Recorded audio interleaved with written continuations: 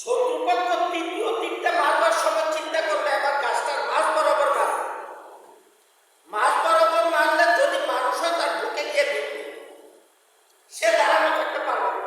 আর যদি গাছ হয় তাহলে জায়গায় থাকবে। মাঝ বরাবর মারলো, ওইটা দিয়ে ওরা বুকে বিঁধলো, বুকের মধ্যে আঘাত করলো। উনি দাঁড়ানো ছিল, দুইটা তীর হাতের মধ্যে ঢুকে যাওয়ার পরেও কিন্তু তৃতীয় তীরটা যখন বুকে গিয়ে বিঁধল, উনি তখন দাঁড়ানো থেকে পড়ে গেলেন। হামাগুড়ি দিয়ে তাবুর ভিতরে ঢুকলেন। দুইটা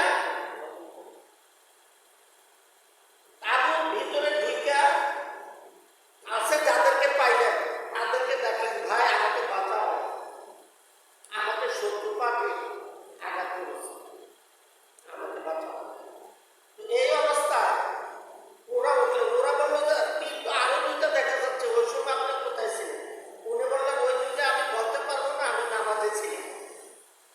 ওই দুইটা কখন এসে লাগছে আমার শরীরে, এফুর উফুর হয়ে গেছে, আমি বলতে পারবো না। কিন্তু আমি তৃতীয় তীরটা যখন বুকে লাগছে তখন আমি বুঝতে পারছি এ ছিল তাদের নামাজ। আমি কি এমন নামাজ পড়তে পারি? না। তবে এমন নামাজ পড়নেওয়ালা লোক, আল্লাহর বান্দা এখনো দুনিয়ায় আছে, অসংখ্য পরিমাণ আছে। আমিও পারি না। আপনাদের ইমামতির দায়িত্ব নিছি, মশায় একটা কামড় দিলে তিনটা ভাঙারি, এই নামাজ। কিন্তু নামাজ খুশুখুশুর সাথে পড়তে বলা হয়েছে, খুশুখুশুর সাথে নামাজ আদায় করে, অর্থাৎ অত্যন্ত সাবলীল নরম ভাবে। নামাজে কোনো নড়াচড়া নাই। নামাজে দাঁড়াইতে এমন ভাবে দাঁড়াইতে বলছে যেন এই নামাজটাই তার জীবনের শেষ নামাজ। এই নামাজটাই আমার জীবনের শেষ নামাজ। আমি আর নামাজের সুযোগ পাবো না, নামাজ পড়তে সুযোগ পাবো না। আর আমি দাঁড়িয়ে আছি ফুলসিরাতের পুলের উপর। ফুলসিরাতের পুল আমরা সবাই জানি চুলের চাইতেও চিকন। এমন একটা চিকন পুলের উপর যদি কেউ দাঁড়িয়ে থাকতে পারে, তার কি নড়াচড়া করার ক্ষমতা আছে? তার নড়াচড়ার কোনো ক্ষমতা নেই।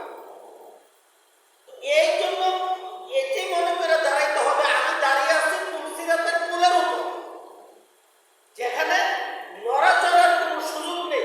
একটু নড়তে গেলেই আমি পড়ে যাব।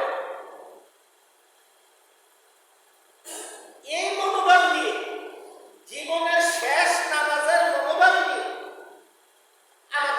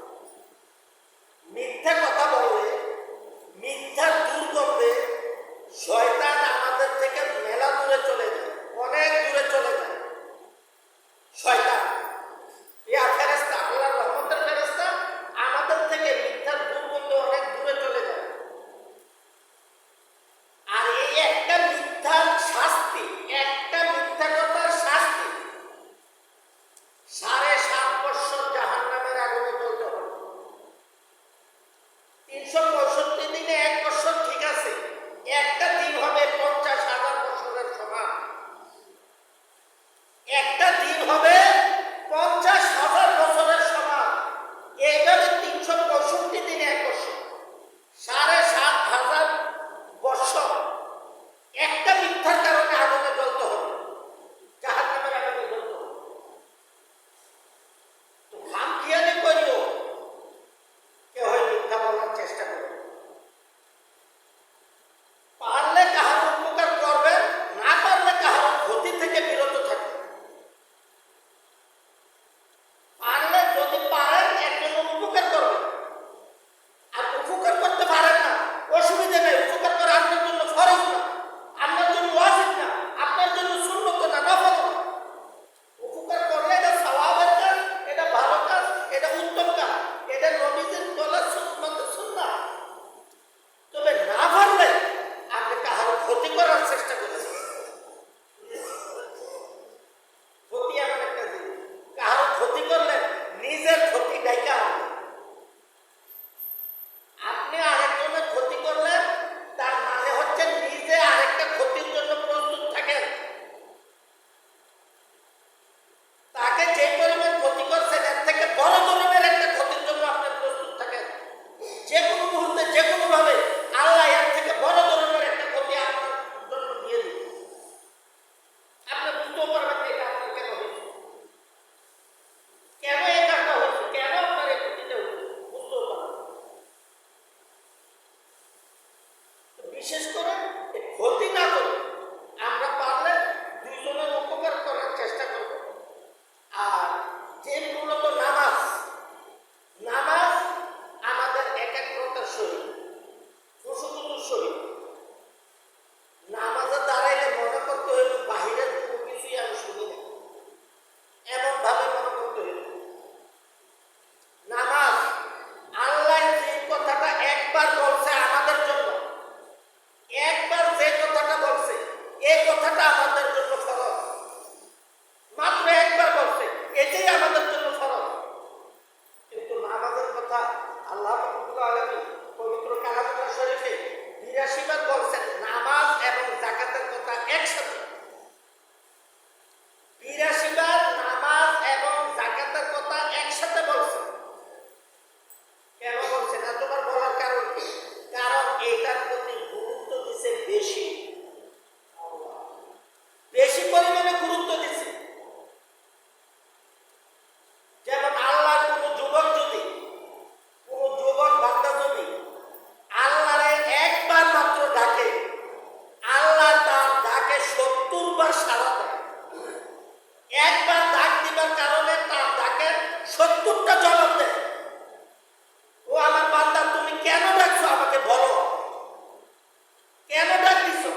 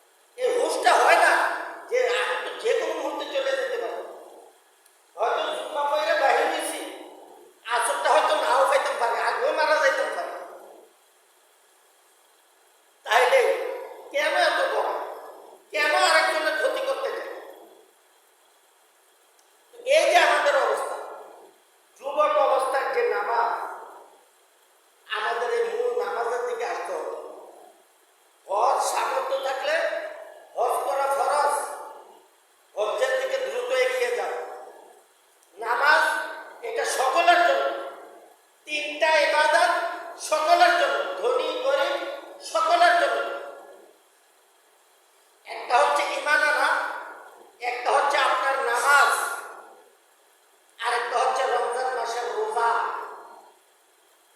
এই তিনটা ধনী গরিব সকলের জন্য ফরজ। আর কুরবানি এবং হজ, কুরবানি সামর্থ্যবানদের উপর ফরজ, হজ সামর্থ্যবানদের উপর ফরজ। কুরবানি ওয়াজিব, হজ ফরজ। এই যে আমাদের অবস্থাগুলো, জাকাত আছে একটা ফরজ, এটাও সামর্থ্যবানদের। দুইটা ধনীদের জন্য দুইটা ফরজ, একটা হচ্ছে হজ, একটা হচ্ছে জাকাত। এই দুইটা ধনীদের জন্য। তবে জাকাত ততক্ষণ ফরজ যতক্ষণ আপনার হাতে সম্পদ আছে, আর হজ ফরজ জীবনে একবার। এখন আপনার সামর্থ্য আছে, 2 দিন পরে আপনার নাও করতে পারে। আপনার এখন যেহেতু সামর্থ্য আছে, সম্পদ আছে, এখনই আপনি হজ করে ফেলুন। 2 দিন পরে আপনার এই সম্পদ নাও থাকতে পারে, আপনিও না থাকতে পারেন। তো যেহেতু সম্পদ আছে, আমরা হজ্জের জন্য এগিয়ে যাই। আর বিশেষ করে যে নামাজ, এই নামাজের জন্য যাদের বয়স 10 প্লাস, যাদের বয়স 10 প্লাস, তারা সকলে নামাজের জন্য প্রস্তুত থাকবে ইনশাআল্লাহ। তাদের সকলকে বাধ্যতামূলক নামাজ আদায় করতে হবে। 7 বছরে নামাজ ফরজ, কিন্তু 7 বছর থেকে 10 বছর পর্যন্ত তাদেরকে আদর সোহাগ দিয়ে, মায়া মমতা দিয়ে, ভালোবাসা দিয়ে তাদেরকে নামাজ পড়াতে হবে। 10 বছর পরে যদি বাচ্চাটা নামাজ না পড়ে, তাহলে তাকে নামাজের জন্য ব্যত্রাঘাত করতে হবে, তার খাবার বন্ধ করে দিতে হবে। এখন আমি নিজেই তো নামাজ পড়ি না, আমার ছেলেকে কঠোরতা করবো কেন? আমার মেয়েকে, আমার বিবিকে কঠোরতা করবো কেন? এই জন্য আমার নিজেকে আগে শুধরাতে হবে। আপনি কার জন্য মাথার ঘাম পায়ে ফেলে এত কষ্ট করতেছেন, এই ইনকাম করতেছেন? বেনামাজিদেরকে খাওয়াইবার জন্য? এই বেনামাজিকে খাওয়াইবার জন্য? বেঈমানকে খাওয়াইবার জন্য? বেঈমানকে খাওয়ানোর জন্য এত কষ্ট করার প্রয়োজন নেই। আপনার ইনকাম সোর্স বন্ধ করে দেন। হ্যাঁ, আগে আপনি নিজেও ঠিক হইতে হবে। আপনি নিজে ঠিক মানে আপনি ঈমান পাকাপোক্ত থাকতে হবে, আপনার নামাজ থাকতে হবে। আপনার নামাজ ঠিক থাকলে, আপনি নামাজটা ঠিক করেন, নিজের নামাজটা ঠিক করে পরিবার সকলকে চাপ দেন। নামাজ বাধ্যতামূলক করতে হবে, তাহলে তারা সকলের কথা শুনবে। তাদেরকে চাপ দিলে তখন তারা নামাজের দিকে এগিয়ে আসবে। যেমন দেখেন, একজন মা নামাজে দাঁড়াইলে তার বাচ্চাটা, ছোট বাচ্চাটা সাথে সাথে গিয়ে নামাজে দাঁড়ায়। বাচ্চাটার পরনে কাপড় নাই, এই বাচ্চাটাও গিয়ে নামাজে দাঁড়ায়, পরনে কিন্তু কাপড় নাই। কারণ বাচ্চাটা বুঝে না নামাজ কি জিনিস। অর্থাৎ এখান থেকে বাচ্চাটার শিক্ষা। আমার এক উস্তাদ বলতেন, ধর্ম শিক্ষা করো দেখিয়া, কর্ম শিক্ষা করো করিয়া। ধর্ম শিক্ষা করা হয় দেখে দেখে, ধর্ম দেখা দেখে শিক্ষা হয়। আর কর্ম, এটা না করলে এটা শিখা হয় না। এটা এমন একটা কর্ম, যে কোনো কর্মে করতে হইলে, শিখতে হইলে আগে করতে হবে। তো যা কিছু আলোচনা করা হয়েছে তার উপর আমাদের সকলকে আমল করার জন্য